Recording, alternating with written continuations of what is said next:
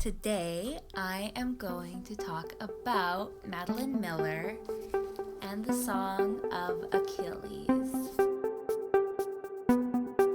I really love this book. If you follow me on Instagram, you know that. It's another one that I talked about so much and took so many pictures of that my book club eventually caved, and we did it last month. One of the girls pointed out that it was an LGBTQ read for Pride Month. So look at us accidentally doing good. The Song of Achilles is by Madeline Miller. I love her because she has written two incredible books.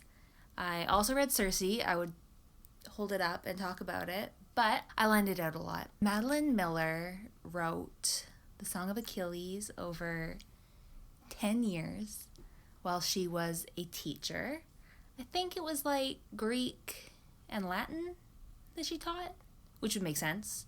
Guess what? I know I haven't even talked about this one yet, but I read that the next one that she writes is going to be a retelling of The Tempest. It's The Tempest. I've never read it, but now it's on my list to read because I have to read that book. Although I didn't actually know anything about Circe, and I've never read the Iliad, so I'll be okay either way, but I'm still gonna read it. Anyways, the book that we're actually talking about, The Song of Achilles, it's historical fiction. She wrote about the story of Achilles and the Trojan War. She wrote about it from the perspective of, I say Patroclus.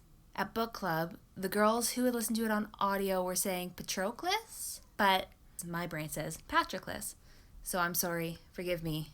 That's how I say it. Patroclus was a prince, but his dad wasn't very nice. Patroclus did something terrible. It shamed everyone, and so he was sent away to live at Achilles' castle. It wasn't a castle. Patroclus was sent there to be like a ward. He didn't really care because he was really weird. All the other kids saw Achilles and they were like, but Patroclus didn't really care, which made Achilles want him real bad. Achilles and Patroclus become best friends. You guys, I don't even know how to talk about this book. It's so hard to talk about books that you love. Yeah, so it follows them to the end, to the very, very sad end. Patroclus is such a sympathetic character, and he's really normal. And Achilles is half god, so he's just out of this world. His mom was a sea nymph, Thetis. She's a b****. When you read about the conception, and after you read Circe, you kind of know that gods and goddesses have kind of their own thing going on. She has some personality flaws, but maybe she gets redeemed in the end. I don't know. Read it. I don't read romance. I don't like romance. 93% of the time, I just want to throw a romance against the wall. Blech. This one is really, really sweet. It's like a healthy relationship. I think that's why I usually don't like romances, is because I'm reading them and think, this is clearly an unhealthy relationship. I don't even care if you're redeemed, because go to a therapist.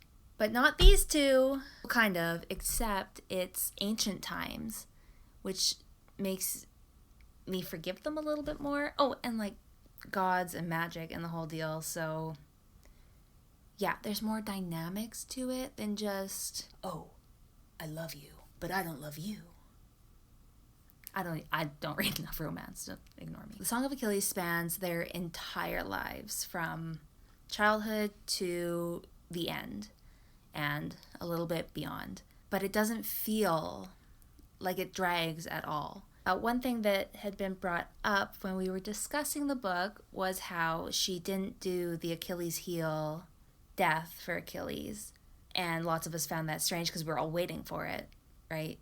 Everybody knows Achilles and Achilles' heel. But there are other things in the book that were his Achilles' heel.